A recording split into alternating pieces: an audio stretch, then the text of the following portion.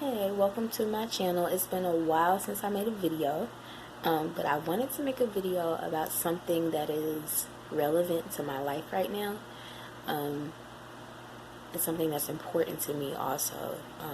I looked up a lot of videos like this to help me make this decision.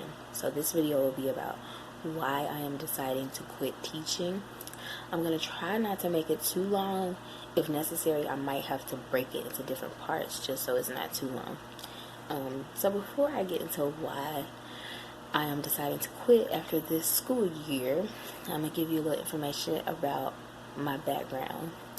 So I'm a second career teacher. My first career, I have a degree in biology, so I worked in the lab for a couple of years, and I decided I wanted to make a difference. I've always enjoyed learning, so I wanted to spark interest in learning in other people, specifically young people. And I also wanted to encourage young people because I always felt like the adults in my life always encouraged me, whether it's my family or teachers or friends of the family. So, I wanted to be that for somebody's children. So I decided to go back to school. I got my graduate certificate in elementary education, and I became a teacher. I've worked in education for the past 5 years. I substituted. That was my first job after student teaching. I was a substitute, then I was a tutor, and then I taught 4th grade for 2 years at a STEM magnet school, and I have taught 1st grade for the past 2 years at a Title I school, which is a school that serves kids from backgrounds of high poverty. So before I get into why I quit, I do want to say that I feel very blessed to be in this career field. I'm not going to be one of those people that says that I hate teaching, because if I hated it, I wouldn't have stayed in it for more than a year.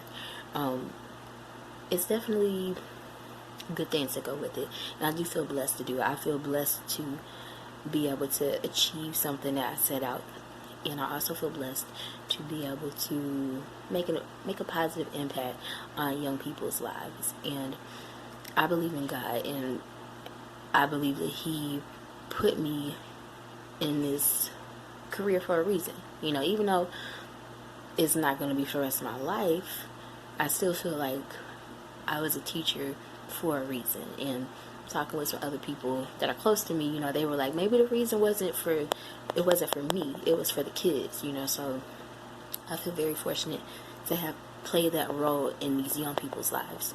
So I feel like when I look back on these years of my life, I'm going to be thinking like, oh yeah, I was a teacher before, so I made that impact. Alright, but now it's time for a new season. So I don't want this video to be too long, so I'm going to go into 2 reasons why I'm deciding to leave education. And these are 2 very big reasons. And like I said, I'm going to try to make this real short. If you want me to go into detail about something, leave a comment, and then maybe I can make another video about it. But here we go. And I have notes, so that's why I keep looking at teacher clearly. The first reason is because of the stress that comes with this career. It's mentally, behaviorally, emotionally, and physically stressful. And the second reason is because education is not fun anymore. Like, school is not fun anymore. So, and I'm going to go into detail about both of those. Not too much, like I said, because I don't want this video to be too long, but I'm going to explain why I feel strongly about both of those. Alright, so the first one is about the stress. So ever since I've been teaching, I have had an increase in weight gain. I'm now on antidepressants and also on an anti-anxiety medication. I will say though, when I started teaching, I was already going through something very stressful in my life. So teaching wasn't the only thing that caused these things, but it did contribute to it. I've always been a little bit high strung. depression and mental illness runs in my family too. So, you know, it was a high chance of me getting those things one day anyway. However, I do feel like teaching contributed to that. Weight gain too, you know, get older, metabolism slows down. I don't have the best diet.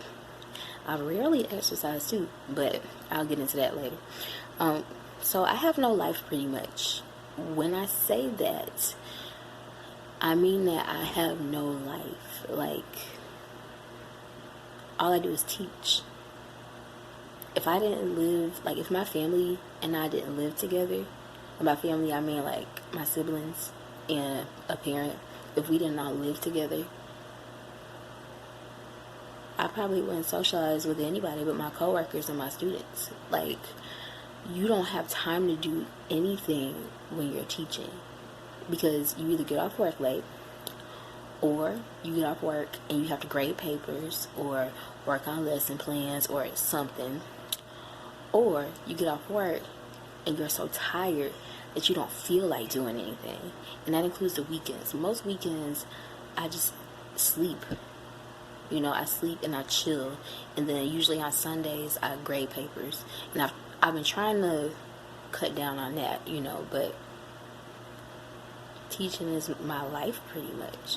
And like the first year of teaching, that felt overwhelming, but you know, I thought it was just like that because I was new at it. But it's my 4th year teaching, and it still takes up my life, even though I purposely make myself not do teaching related stuff. It's still, when I get off work, I'm never off work. You know, like, this is not a job that you can just clock out of and then forget about until the morning. No, like, you bring it home. So you bring it home mentally and you bring it home physically. So there's that. There's stress from all angles, and when I say that, it's stress from all angles. So before I tell you what causes the stress, I want to give you guys a metaphor for how it feels, because I think a lot of people don't understand what makes teaching stressful. You know, some people are just like, oh, you get to play with kids all day. I wish. That would be great. That's not what we do. So think back to when you were in college. If you didn't go to college, think back to when you were in high school and it was finals week, or it was the month all your projects or your papers are due. Think about it. Remember how stressed out you were. Remember how that felt for like a month, maybe a couple weeks. And then after the test, after the project's due, you know, it goes away. Everything's back to normal. You find out if you pass or not.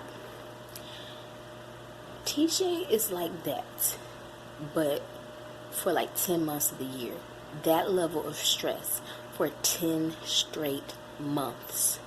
Now, of course, teaching is not the only career that is stressful. Of course not. But I think it's important for people who are not educators or who aren't close to anybody who's a teacher to understand that teaching is extremely stressful. And I say that as a person who has always worked hard. You know, I was one of those people growing up. I was always on the honor roll. In college, I was on the chancellor's list and the dean's list. You know, so I'm a hard worker, and I don't really complain about stuff like that, because hard work, that's how I was raised. Plus, I'm a little bit of a perfectionist. Like, I mean, I'm not saying that as a good thing, but, you know, perfection is, you know, we go all in or we don't do it, you know. So I say that as somebody who works very hard. Teaching is extremely stressful. You are at your max at all times. Like, it's very stressful. It's extremely stressful. And it's stressful all year. Alright, so here are some of the things that add to your stress. Keyword some. I'm just going to tell you some. I'm not even going to tell you all. So this is just some of the stuff. What causes teacher stress? Stress from administration. Stress from the students, like if they don't understand something, if their behavior is off the chain, if they're sick. Testing. I'll go into more detail about that. Parents. school events that you have to attend, even though you have 5 million other things to do.